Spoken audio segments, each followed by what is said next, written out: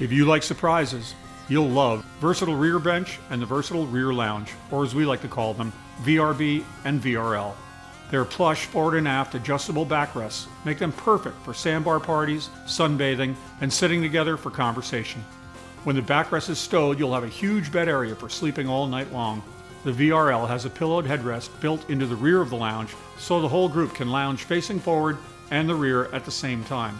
VRB is made without the permanently mounted rear padded headrest, which allows easy access to the rear of the boat. A stainless steel railing is available for VRB at the rear, so you can sit or lounge while underway. Just when you think it's one thing, it becomes another. Both VRB and VRL have corner benches up front, crew rotocast helm stand with lots of storage and graywood accents, a removable windshield, and an adjustable captain's chair. The Tahoe, LTZ, VRB, and VRL.